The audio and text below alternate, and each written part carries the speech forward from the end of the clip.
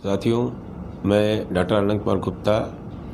मैंने पिछले वीडियो में आपको टाइफाइड फीवर के बारे में, उसके लक्षण के बारे में, उसे होने के कारण के बारे में और उसके कुछ टेस्ट कल्चर मेथड से के बारे में जानकारी दी थी। उसी सिलसिले में आज इसके दूसरे टेस्ट के बारे में और इसके इलाज और वैक्सीनेशन से बचाव के बारे में जानकारी दूंगा। इसमें जो सबसे ज़्यादा प्रचलित टेस्ट है टाइफाइड को जानने का, उसका नाम है विडाल टेस्ट। इस विडाल टेस्ट को सीरम एग्लूटिनेशन टेस्ट भी कहते हैं। इसकी खोज जॉर्ज फर्डिनांड विडाल साहब ने 1896 में की थी और ये टेस्ट इसलिए विडाल टेस्ट कहलाता है। इसका जो आधारभूत सिद्धांत है उसमें यह है कि जो साल्मोनेला बैसिलाई है उसको किल करके उसके एंटीजन का सस्पेंशन बनाते हैं और जिस मरीज को हम लोग सोच रहे हैं कि वो टाइफाइड पेशेंट का है, उसका सीरम लेते हैं और दोनों को मिला करके इंक्यूबेट करते हैं। इंक्यूबेशन में क्या होता है कि जो अगर सीरम में एंटीबॉडी होगा तो वो एंटीजन से रिएक्शन कर करके एग्लूटिनेशन प्रोसेस से उसमें थक्के बन जाएंगे, क्लम्प बन जाएंगे और जब वो क्लम्प पॉजिटिव होते हैं तो हम कहते हैं कि ये विडाल टेस्ट पॉजिटिव है।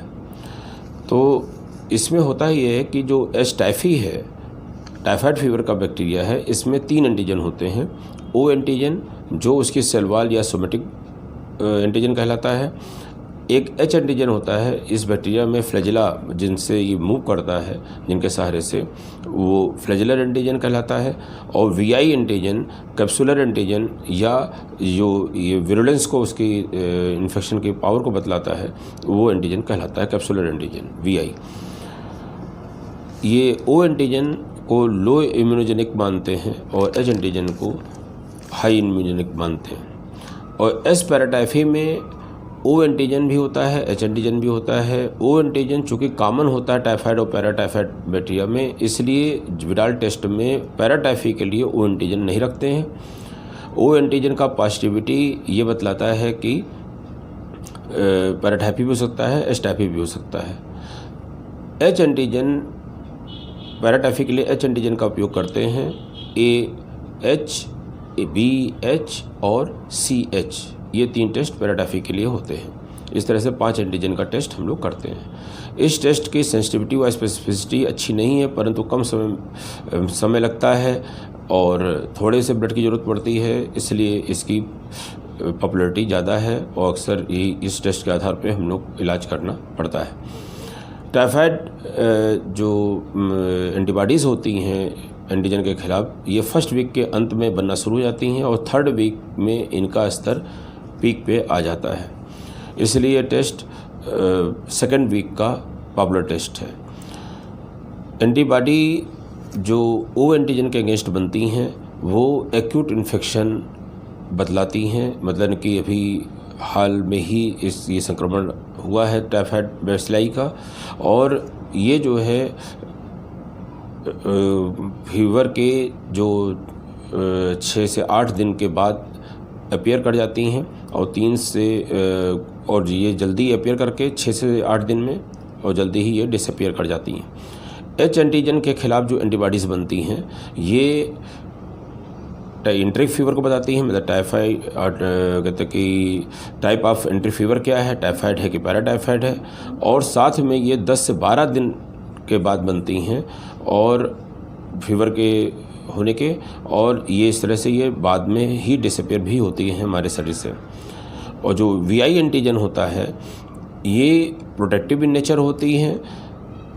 ये जो अगर ये लंबे समय तक परसिस्ट करती हैं तो हम कह सकते हैं कि ये पेशेंट क्रॉनिक कैरियर स्टेज का पेशेंट है।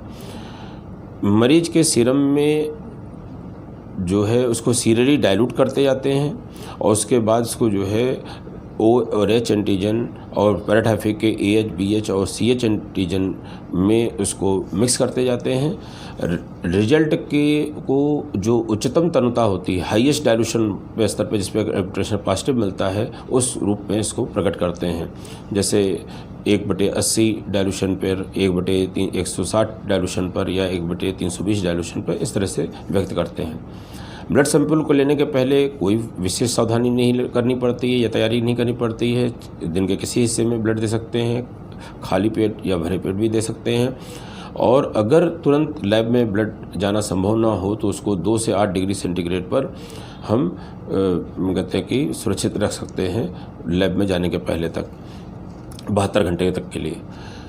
इसको हम लोग इस तरह से व्यक्त करते हैं कि अगर AS एंटीबॉडीज़ का जो टाइटर है O एंटीजन के खिलाफ अगर 1/160 से ज़्यादा है तो हम कहेंगे कि ये एक्यूट इन्फेक्शन के लिए पॉजिटिव टेस्ट रिजल्ट है।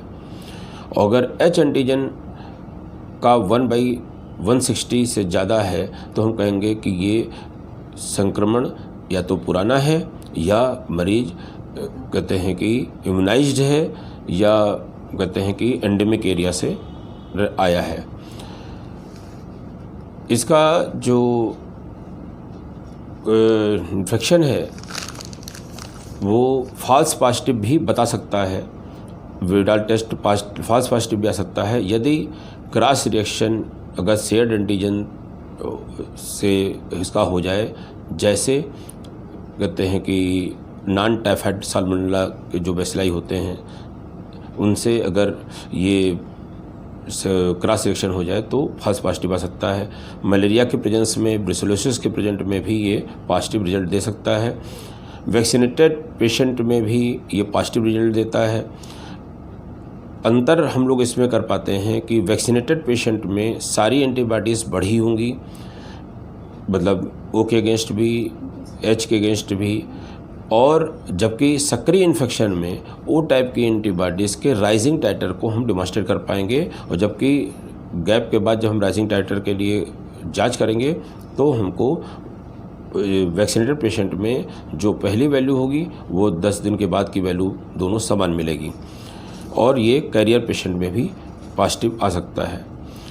फॉल्स नेगेटिव तब मिलता है जब हम एमॉक्सिसिलिन या इस तरह की कोई दूसरी एंटीबायोटिक खा करके तब टेस्ट कराते हैं, या गलती से फर्स्ट वीक में ही संक्रमण के करा लेते हैं तो हमको विडाल टेस्ट संक्रमण के बावजूद नेगेटिव मिल सकता है। दूसरा टेस्ट होता है टाइफीडॉट टेस्ट। ये जो है मलेशियन कंपनी द्वारा इसको डेवलप किया गया था। ये फर्स्ट 2-3 डेज़ बुखार आने के बाद ही पॉजिटिव हो सकता है। ये इसके अंदर IgM और IgG एंटीबॉडीज़ के स्तर को कहते हैं कि नापते हैं। ये 100% सेंसिटिव है, 80% ज़्यादा ये स्पेसिफिक है। ये क्वालिटेटिव टेस्ट है, गलती इसमें ही क्वालिटेटिव टेस्ट है, मतलब यानी कि ये बता तो देगा प्रेजेंट है लेकिन ये नहीं बता पाएगा कितना प्रेजेंट है। तो ये भी पॉपुलर टेस्ट है और इसका भी उपयोग बहुत आयत से हो रहा है। अदर टेस्ट नाम के लिए मैं बता दे रहा हूँ लेकिन ये पॉपुलर नहीं है, जैसे Tubex test, dipstick assay test, ELISA test, coagulation test, counter current immunoelectrophoresis test, latex agglutination test इत्यादि। साथ ही में कंफर्म करने के साथ हम ब्लड की कुछ सामान्य जांचें कराते हैं जिससे भी हमको टाइफाइड फीवर होने का अंदेशा स्पष्ट होता है। जैसे उसमें न्यूट्रोफिल थोड़ी कम मिलती हैं, लिम्फोसाइट्स घटी हुई मिलती हैं, इस्नोफिल्स भी घटी हुई मिलती हैं, और कहते हैं कि थ्रोम्बोसाइटोपेनिया मतलब प्लेटलेट्स भी घटी मिलती हैं। और अगर कहते हैं कि यहाँ तक कहा जाता है कि अगर इस्नोफिल 0 दिख रही हो तो और टाइफाइड के दूसरे फीचर्स मिल रहे हों तो आप कह सकते हैं कि टाइफाइड ये पक्की तौर पे है। अब हम डायग्नोसिस के बाद इलाज पर चर्चा करते हैं। चिकित्सक के पास जब हम डायग्नोसिस बन जाती है तो वो दवाओं का एक समूह देते ही हैं हम लोग की स्थिति के अनुसार। साथ में हमको अपनी तरफ से पर्याप्त आराम करना होता है, पर्याप्त जल और लवण का सेवन करना पड़ता है। लवण जल की कमी ORS से पूरी कर सकते हैं। यदि ये नहीं पूरी हो पाएगी तो हमको IV फ्लूइड की भी ज़रूरत पड़ सकती है। हमको हमेशा मुलायम और सुपाच्य भोजन लेना चाहिए। गरिष्ठ भोजन लेने से पेट फूलने की तकलीफ के साथ साथ पेट दर्द बढ़ जाने के भी अंदेशे रहते हैं। हम इससे बच कैसे सकते हैं? एक तो जैसे हमने बताया कारण ही है संक्रमित भोजन के या जल के ग्रहण से। तो अगर हम हाइजीन बढ़ा लें, अपनी पर्सनल हाइजीन को ध्यान में रखें, तो हम जीत सकते हैं। और हैंड हाइजीन का कॉन्सेप्ट इस कोरोना काल में वैसे ही हम लोगों ने काफ़ी अच्छी तरह से सीख रखा है। हमको अपनी हैंड वॉशिंग जो हमने कोरोना में सीखी है, पहले भी सीख रखी थी, उसको हम मेंटेन करें और इसको अपने जीवन का एक अहम हिस्सा बनाए रखें। इम्यूनिटी की भी बात है, अगर हमारे पास इन्फेक्शन चला भी जाए, अगर हमारी इम्यूनिटी अच्छी है तो हो सकता है कि वो जटिल हो ही ना पाए। इम्यूनिटी के लिए भी हमने बताया था कि इम्यूनिटी भोजन से, अच्छे भोजन से, पौष्टिक भोजन से और साथ में एक्सरसाइज से ही आती है। और ये एक दिन में नहीं आती है, इसके लिए महीनों सालों आपको लगातार प्रयास करते रहना होता है मेंटेन करने के लिए। तीसरा, संक्रमित व्यक्ति से दूरी रखें। जो संक्रमित व्यक्ति है उसको कभी भोजन परोसने ना दें, उससे बचा कर रखें। अपने होटल रेस्टोरेंट में जो एम्प्लॉइज़ हैं उनमें ध्यान रखें कि उनको अगर फीवर आ रहा है या कोई तकलीफ़ है तो उनको परोसने से, खाना बनाने से दूर रखें। संक्रमित भोज्य पदार्थ जल से बचें, मतलब कटे फल या इस तरह से खुले भोजन कभी मत ग्रहण करें। तो आज ज़रूरत है स्वच्छ जल की, स्वच्छता के व्यवहार की और सामुदायिक जागरूकता की। बचने के लिए वैक्सीन्स की भी उपलब्धता है। इस बीमारी में 2 तरह की वैक्सीन्स हमारे लिए उपलब्ध हैं, एक कैप्सूल के रूप में है, एक इंजेक्शन के रूप में है। कैप्सूल के रूप में जो वैक्सीन हमारे पास उपलब्ध है उसका नाम है oral live TY21A vaccine. एंट्रिक coated capsule के रूप में होता है। एंट्रिक कोटेड का मतलब यानी कि वो पेट में, आमाशय में नहीं पचेगा, आंतों तक जाएगा, वहाँ पे जाकर के इसका खोल कर हटेगा कैप्सूल का, जहाँ से इसको अपना असर देना है। और इसमें जो है 4 डोज का होता है, एक दिन छोड़ के 4 बार आपको खाना होता है, एक दिन छोड़ करके। 5 साल पर इसका बूस्टर डोज लेनी होती है। ये 50 से 80% तक की सुरक्षा देती है। इस वैक्सीन को प्रेग्नेंट लेडी में, 6 साल से छोटे बच्चों में, जिनकी इम्यूनिटी बहुत कमज़ोर हो, जैसे स्टेरॉयड लेने वाले या कैंसर के पेशेंट या इस तरह के दूसरे पेशेंट, और या कैप्सूल में जो इंग्रेडिएंट हैं दवा के रूप में, कैप्सूल के घोल के रूप में, वो किसी से उसकी एलर्जी ना हो। दूसरा वैक्सीन हमारे पास जो उपलब्ध है वो इंजेक्टेबल है, VI पॉलीसैकेराइड वैक्सीन। इसमें 1/2 ml सिंगल इंट्रामस्कुलर डोज लगाते हैं। 2 साल से ऊपर किसी भी व्यक्ति को ये दी जा सकती है। इसमें 2 साल पर बूस्टर लगाना होता है। ये पैराटाइफाइड फीवर से प्रोटेक्शन नहीं देती है, ये क्योंकि पैराटाइफाइड बैसिलस में VI एंटीजन नहीं होता है, और ये भी 50 से 70% तक प्रोटेक्शन देती है। साथियों, इसके अंत में टाइफाइड के बारे में जो जानकारी मैं दिया हूँ, उसके अंत में मैं आपको कुछ बिंदु गैस्ट्रोएंटेराइटिस और टाइफाइड के अंतर के रूप में बताना चाहता हूँ, क्योंकि गैस्ट्रोएंटेराइटिस भी आंतों में ही ओरोफिकल रूट से संक्रमण के फैलने से होती है। तो अंतर क्या है? पहला बड़ा अंतर है कि वो टाइफाइड बैसिलस से फैलती है और ये नॉन टाइफाइड साल्मोनेला या दूसरे बैक्टीरिया से फैलती है। गैस्ट्रोएंटेराइटिस का इंक्यूबेशन पीरियड शॉर्टर होता है, ये 12 से 72 घंटे का होता है, जबकि आपने जाना ही है कि टाइफाइड में 7 से 14 दिन का होता है। और इसके लक्षण भी थोड़े ही दिन के लिए होते हैं, उतने लेस देन 10 डेज़ के होते हैं, जबकि हमने बताया था इसमें 4 से 6 हफ्ते तक भी लग सकते हैं। और ये इसमें संक्रमण जो है केवल आंतों और वेंट्रिकुलर लिम्फ नोड में ही स्थिर रहता है, जबकि कहते हैं कि टाइफाइड में ये पूरे शरीर में रक्त के थ्रू पूरे शरीर के सारे अंगों में फैल जाता है।